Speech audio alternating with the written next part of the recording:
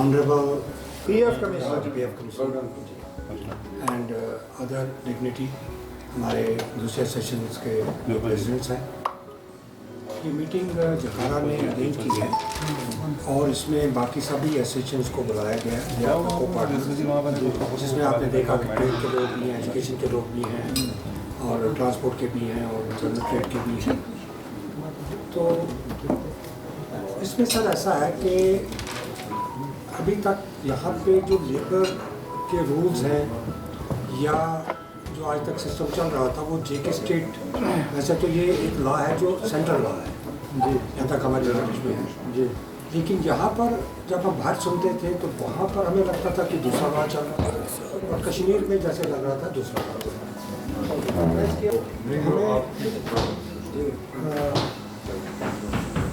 लगता है कि जो लॉज हैं वो शायद हमारे लिए अलग बनाए गए हैं या शायद उस तरीके से हमारे पास महसूस नहीं रहेंगे। प्रोविडेंट फंड में जो लोग नवंबर 2019 से पहले ऑलरेडी पीएफ भर रहे थे, दे विल कंटिन्यू।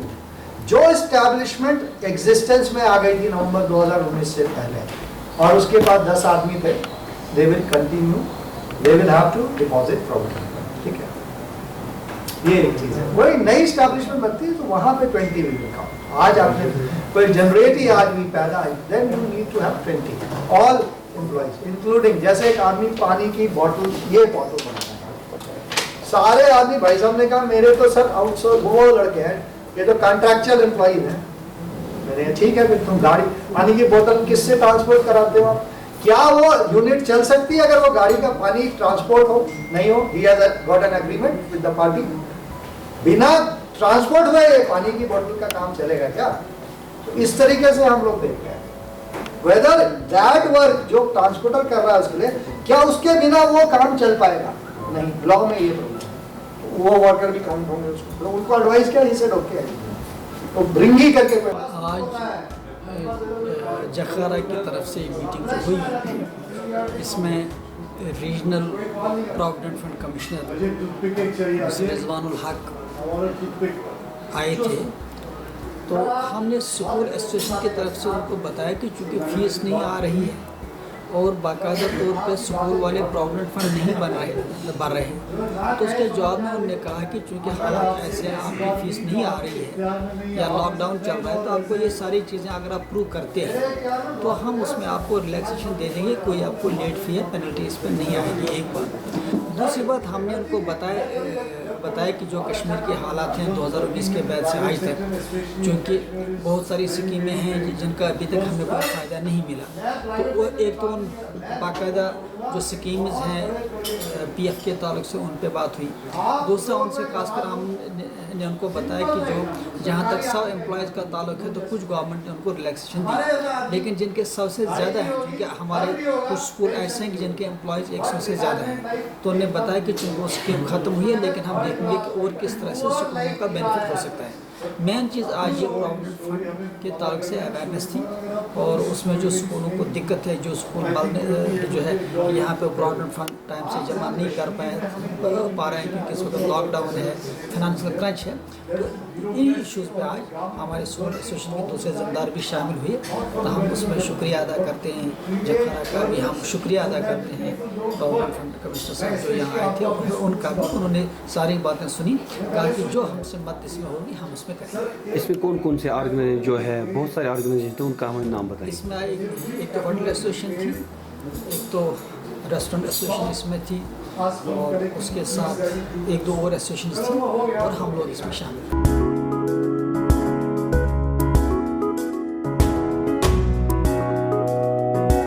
मैं आया हूँ श्रीनगर और आज जखारा जो यहाँ का Jammu Kashmir hotels and restaurants association है, उनको हमने सजेस्ट किया था कि भाई आप लोग प्रोविडेंट फंड को लेके जो भी इश्यूज हैं एक मीटिंग हो और स्कीम्स के बारे में बताएं और जो यहाँ के एम्प्लॉयर्स को इश्यूज हैं प्रोविडेंट फंड को लेके, क्योंकि ईपीएफओ जो है जम्मू कश्मीर और लद्दाख में काम कर रहा है नवंबर 2019 के बाद से। इससे पहले यहाँ जेके ईपीएफओ ऑर्गेनाइजेशन था जो प्रोविडेंट फंड मैटर्स को डील करता था। ये जो ईपीएफओ है this is under ministry of labour and employment government of India, उसके अंदर ये डिपार्टमेंट काम करता है। और ईपीएफ एंड एमपी एक्ट 1952 नवंबर से स्टेट ऑफ ये यूटीज़ जो बनी है जम्मू और कश्मीर और लद्दाख में लागू हो चुका है। तो इसमें मैंने जो अभी बेसिकली जो बताया 2 मेजर स्कीम्स को डिटेल में बताया और एक अभी स्कीम आत्मनिर्भर भारत योजना है उसके बारे में भी मैं बताने जा रहा हूँ एम्प्लॉयर्स को। मेनली जो है सोशल सिक्योरिटी की जो स्कीम्स हैं वो पेंशन और इंश्योरेंस हैं जो नवंबर 2019 से यहाँ के जितने भी वर्कर्स मेंबर हैं प्रोविडेंट फंड के उनको इसका फ़ायदा होगा। पहले जो है जेके ईपीएफओ में इंश्योरेंस का 75,000 रुपये तक का ही बेनिफिट मिलता था इन केस ऑफ डेथ। अभी जो है नई स्कीम आने से ईपीएफओ के आने से इंश्योरेंस का मैक्सिमम अमाउंट 7 लाख मिलेगा worker in the event of death उसकी फैमिली को। और अगर किसी वर्कर ने 1 साल तक कंट्रीब्यूशन दिया है प्रोविडेंट फंड में रेगुलरली तो उसको मिनिमम फैमिली को 2.5 लाख का इंश्योरेंस का प्रोविज़न है। तो ये बड़ी नोवल स्कीम है, काफ़ी इन्हांसमेंट हुआ। दूसरा हमारी पेंशन स्कीम जो है वो बड़ी रेलेवेंस है उस स्कीम की कि कोई आदमी अगर 1 दिन भी काम करता है और कंट्रीब्यूशन उसका है तो उसकी डेथ हो जाने पर फैमिली को, विडो को और बच्चों को दोनों को पेंशन का प्रोविज़न है। लाइफ लॉन्ग पेंशन मिलती है विडो को और बच्चों को 25 साल तक, जब तक बच्चे 25 साल के नहीं होते उनको पेंशन मिलती है। तो ये एक स्कीम है। प्लस 10 साल तक अगर पेंशन का कंट्रीब्यूशन आएगा तो रिटायरमेंट पेंशन जिसे कहते हैं वो मिलेगी, सुपर एन्वेशन पेंशन। अगर कोई एम्प्लॉई 50 साल के बाद नौकरी छोड़ देता है और वो डिसाइड करता है कि वो आगे कोई काम नहीं करेगा, जो नौकरी नहीं करेगा बल्कि अपना कुछ काम करेगा तो वो अर्ली पेंशन भी ले सकता है। किसी वर्कर को अगर डिसेबलमेंट हो जाए, डेथ एक्सीडेंट हो जाए और वो डिसेबल हो जाता है तो डेट ऑफ डिसेबलमेंट से उनको पेंशन का प्रोविज़न है। तो ये सारी पेंशन की स्कीम्स हैं। इसके अलावा एक आत्मनिर्भर भारत योजना है जिसमें अगर एम्प्लॉयर नया एम्प्लॉयमेंट देता है, 50 एम्प्लॉय जिनके पास है उनको 2 लोगों को मिनिमम नौकरी देना होगा। तो वो जितने भी लोगों को नई नौकरी देते हैं उनको आप गवर्नमेंट ऑफ इंडिया 24% पैसा अपनी तरफ से देगी, एम्प्लॉयर शेयर भी और एम्प्लॉय शेयर। और जिनके 50 से ज़्यादा हैं उनको मिनिमम 5 लोगों को नौकरी देना होगा, नए लोगों को। तो उनको सभी जो नए लोग आते हैं उनका टोटल 24% गवर्नमेंट ऑफ इंडिया देगी।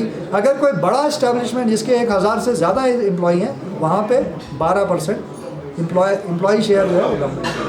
तो जानना चाहेंगे जैसे कि पिछले 2-3 साल एग्रोगेशन ऑफ आर्टिकल या कोविड हुआ जी, तो उसमें वैसे ही हर एक सेक्टर में लॉसेस चल रहे हैं जी, तो भर नहीं पा रहे हैं या जैसे पीएफ आप सैलरी दे रहे हैं, देखिए सैलरी दे रहे हैं ना, सैलरी जितना भी दे रहे हैं उस पर प्रोविडेंट फंड बने, ये मेरा एक कहना है। दूसरा कोविड पीरियड के लिए हमारे ऑर्गेनाइजेशन ने जो हमारे यहाँ डैमेजेस लगते थे उसके लिए हमने सर्कुलर निकाला है और ये भी कहा है कि जो बिल्कुल लॉकडाउन की स्थिति थी, जब लॉकडाउन था, कंप्लीट लॉकडाउन था और किसी भी वजह से फंड्स ना होने की वजह से और एम्प्लॉयर पोजीशन में नहीं तो उन पर डैमेजेस नहीं लगेंगे, ये एक प्रोविज़न है। दूसरा ये है कि जितना भी आप सैलरी दे रहे हैं लॉ के हिसाब से जो अमाउंट ड्यू है वो तो ड्यू है, ठीक है, लेकिन जो आपने सैलरी पे की है और करंट कंप्लायंस तो अब थोड़ा सा सुधारें लोग, क्योंकि कई लोग यहाँ मैं देख रहा हूँ अभी भी कंप्लायंस नहीं कर रहे हैं। उनका रजिस्टर्ड तो है एस्टैब्लिशमेंट लेकिन वो पीएफ नहीं भर पा रहे हैं किसी भी टेक्निकल रीज़न से।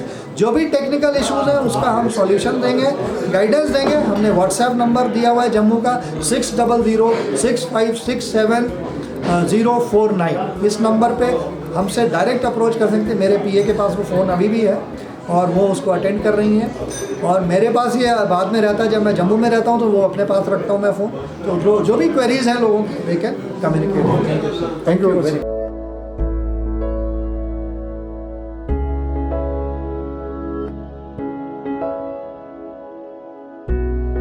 कि आज हम चखारा जो हमारी एसोसिएशन है जे&के होटल एंड रेस्टोरेंट एसोसिएशन, जिनका मैं प्रेसिडेंट हूँ, तो आज यहाँ पे हमने एक मीटिंग अरेंज करवाई है जिसमें हमने इनको बुलाया, रीजनल कमिश्नर जो पीएफ के हैं।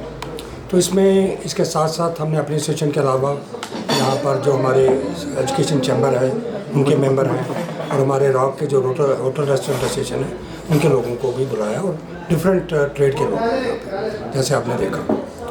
इसमें सर ऐसा है कि जो पीएफ का एक रहा है, गवर्नमेंट मुलाजिम तो भरते हैं और उनके पास कोई प्रॉब्लम नहीं होती, लेकिन प्राइवेट सेक्टर में हमारे जो एम्प्लॉइज़ हैं वो कंफर्टेबल नहीं होते भरने के लिए, क्योंकि वो कहते हैं जब हम पैसा भर देते हैं और उसके बाद इसका कोई बेनिफिट तो है नहीं, और हमारे जो हमें इन हैंड मिल रही होती है सैलरी वो भी कम हो जाती है और कोई बेनिफिट्स वगैरह दिया नहीं जाता। लेकिन आज जैसे अभी आपने सुना कि जो स्कीमें दी गई हैं और जो हमें इन्होंने बताया रिजवान साहब ने कि अब आपका एक दिया है कि पेंशन स्कीम दी है, तो वो एक बेनिफिट है। अब उससे क्या होगा कि लोग भरेंगे। इन्होंने इंश्योरेंस, हेल्थ इंश्योरेंस का दिया है, तो मुझे लगता है 2-3 स्कीमें। और जो हमने इनसे कहा है कि जब एम्प्लॉइज़ पैसा भरता है ये एक एमरजेंसी के लिए होता है, लेकिन जब वो निकालने जाता है तो उसको ये पैसा उस वक्त मिलता नहीं है। तो इन्होंने हमें श्योरिटी दिया कि हमने इनको कहा है कि एक लॉ बनाया जाए कि विद इन वीक टाइम पे पैसा मिले। अगर डिपार्टमेंट नहीं देता तो उसको डिपार्टमेंट को इंटरेस्ट विद पेनल्टी उस एम्प्लॉइज़ को देनी चाहिए, जिसका पैसा तो उनका है। इन्होंने कोई अपना पैसा नहीं देना, गवर्नमेंट ने नहीं देना। एक एम्प्लॉय का पैसा उसको टाइम पे मिलना चाहिए, और हमने इनसे कहा है कि 1 हफ्ते के अंदर एम्प्लॉइज़ को मिले। नहीं, ये तो हर एक पे लागू है। ये जो भी ट्रेडर है, जो हमारी दुकानें हैं, जो हमारी इंडस्ट्री है, चाहे होटल है, तो पीएफ जहाँ पर मुलाजमत है, इवन आपके मीडिया हाउस हैं, ये सभी पे लागू है। और जो नए बेनिफिट्स आए हैं, मुझे लगता है अगर ये इम्प्लीमेंट हुए, और सबसे बड़ी बात है कि टाइम पर पैसा मिल जाए लोगों को, तो मुझे लगता है कि लोग इसमें फिर पैसा भरना चाहेंगे। Thank you.